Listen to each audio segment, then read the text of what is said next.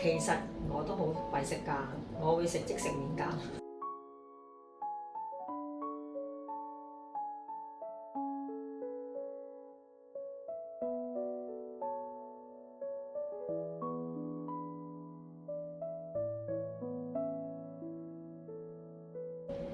其實唔係我要跳出嘅，係因為大約1998年啦，嗰時金融風暴，我被裁員。咁而喺裁員嘅時候咧，我之前已經喺 physical 教緊 part time，咁亦都建立咗一啲嘅人脈啦，無論同學生啊，同健身中心嘅職員啊，以至一啲同行啊，甚至經理啊咁樣。咁所以就覺得自己可以投入咗落去，咁於是由 part time 順理成章咁轉咗 full time 啦。咁而教一段時間之後，我哋覺得年紀都慢慢大啦，咁唔可以永遠咁走嚟走去跳呢啲高能量嘅，無論踏板啊、健康舞。咁啱嗰陣時咧，喺 California 咧，我接觸到肚皮舞。咁當時嘅肚皮舞老師咧，就將我引薦去俾個導師，佢個老師嗰度就參加佢嘅肚皮舞班。咁一路咧就開始學肚皮舞啦。而嗰陣時香港又開始流行啦。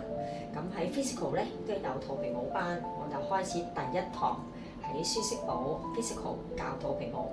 咁我第一堂都已經係開始教係用編舞嘅形式。咁我覺得教咗技巧，咁運用喺一個樂曲裏邊，咁啲學生又會跳得開心啲，咁嘅變化又會多啲。咁就一路邊教邊學啦。咁至於 Zumba 亦都係有行家嘅推薦啦，佢哋學咗，佢覺得個牌又唔難攞嘅。咁而個牌亦都係跟自己，仲有 Zumba 嘅官方亦都會有俾一啲嘅音樂啊，同埋教材俾持牌嘅老師嘅。咁於是我就考咗呢個 Zumba 嘅牌，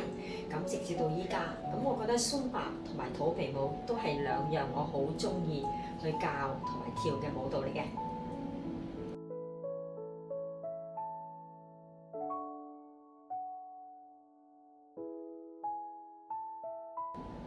心得就唔講得啦，咁可能因為我自己嘅職業啦，咁可能我平時嘅運動量都會多，咁所以都容易 keep 得到好似比較適中嘅身材。其實我都好為食㗎，我會食即食麵㗎。咁至於我覺得首先要有開始，無論係咩原因，你可能為咗健康啊，為咗體型啊，或者唔同嘅原因，譬如可能我想着件靚衫，我要開始，就係要開始。同埋第二樣咧，跟住揾一樣咧，你適合你自己嘅。無論你係真係去做運動，去健身中心，或者甚至就咁行多啲路，或者去行山，最緊要係適合自己。我再強調係適合你自己，因為適合人哋嘅未必係適合你自己。揾啱個適合自己嘅，可以容易啲去持續嘅嚟去做。另外仲有，當你開始咗，你要留意一下，究竟你開始咗啦，我點樣變好咗？無論係可能你嘅皮膚啊，或者可能你嘅體型啊，或者你之前我着唔落嘅衫，我着得翻喎，咁於是你會容易啲有推動力嚟到去令自己繼續落去啦。咁至於 tips，我覺得可以喺飲食上面都可以配合一下啦。我覺得又唔需要話好刻意好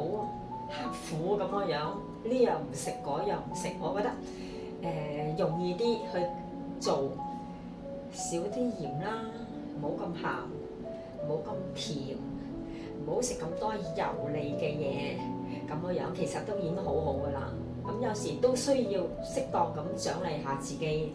咁自己就會容易得開心啲，咁容易啲去放鬆啲去繼續持續呢個嘅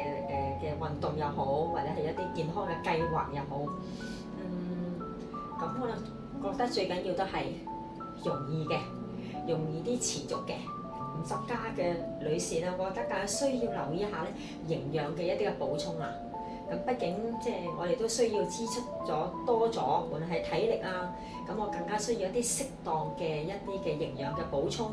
咁其實依家坊間有好多嘅資訊啦，你可以揾到嘅，但係最緊要都係適合自己，同埋真係對自己有益嘅，令到我嘅效果會好啲嘅。咁呢個就真係要去做啦。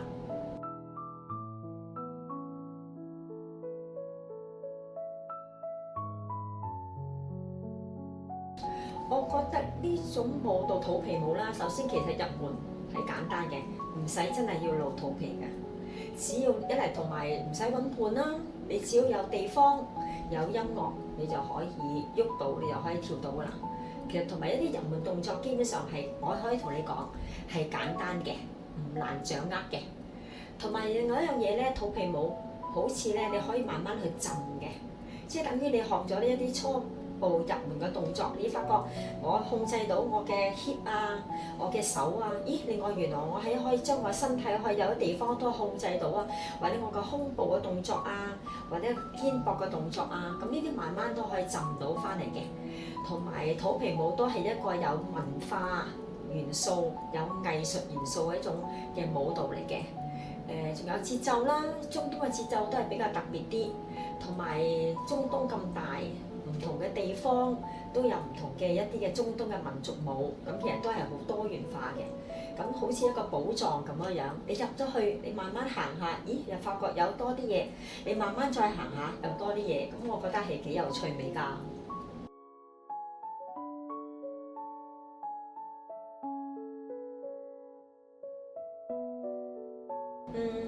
我覺得係執動作會需要耐性，同埋真係需要時間，因為你知文件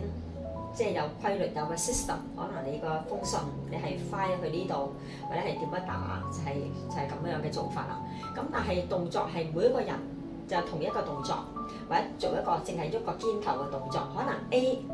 佢喐容易啲掌握，可能 B 佢可能需要多啲嘅時間，每一個人嘅體型啊、體質唔同，咁一定係需要多啲耐性啦。咁當然被執嗰個都需要有耐性啦。所以我之前講話肚皮舞係需要浸，就係咁樣嘅原因啦。咁至於我之前喺 OL 嘅訓練啊，有時又好難比較嘅，我覺得都係對人啦。以前 OL 就對一個 boss 或者對一啲嘅同事，咁依家做老師，你對唔同嘅學生啦，唔同嘅年齡層又好啊，唔同嘅背景啊，咁同埋仲有都要耐性啦。我諗仲有喺 OL 訓練一啲時間嘅管理啦，或者一啲自己做嘢比較系統少少啊，咁樣都有幫助嘅。